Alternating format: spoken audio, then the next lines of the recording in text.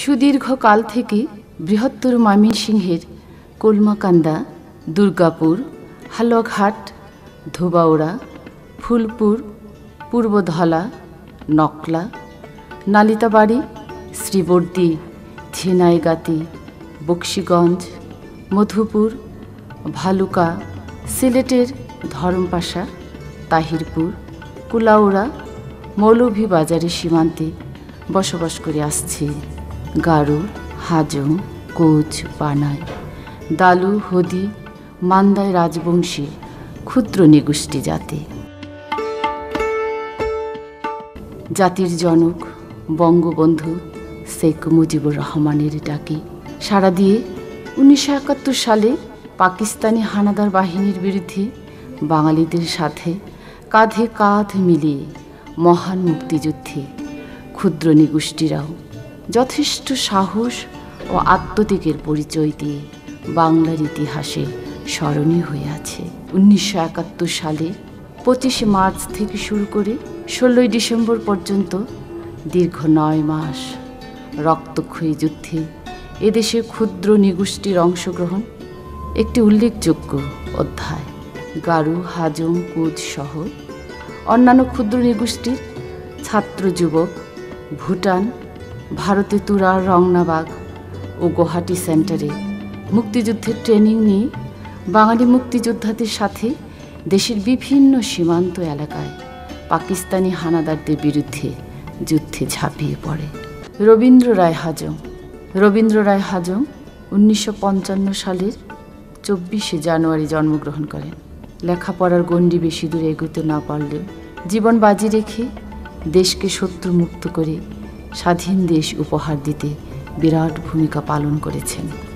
তুরা training ক্যাম্পে 1 মাসের training নিয়ে যুদ্ধে অংশগ্রহণের জন্য আষাঢ় মাসের প্রথম দিকে দেশে ফিরে আসেন এবং বেশ কটি সম্মুখ যুদ্ধেও তিনি অংশগ্রহণ করেন।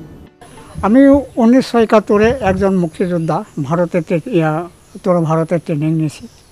ট্রেনিংয়ের এই প্রথম আসারে আমি গেছি, এই মুক্তিযোদ্ধা ট্রেনিংয়ের যোগ দিয়েছি।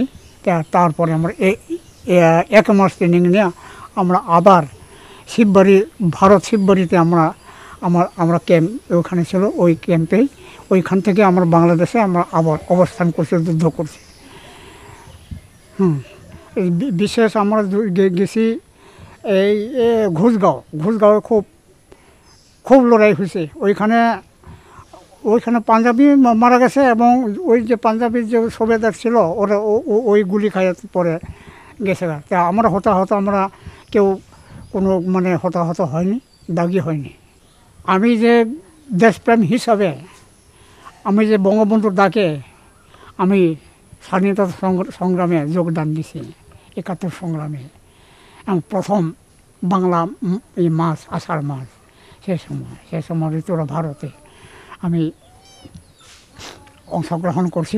ট্রেনিং নিয়েছি 1 মাস। 1 মাস পরে আমাদের আবার এই ভারত শিববাড়িতে আমাদেরকে আবার পাঠিয়ে দিয়েছে। ওইখান থেকে আমাদের ক্যাম্প ছিল, আমরা 225 জন এই ক্যাম্প ওইখানে আমাদের ছিল। আমরা তখন বাংলাতে আমরা অবস্থান করছি, বাংলাতে আমরা গেরিলা যুদ্ধ করছি।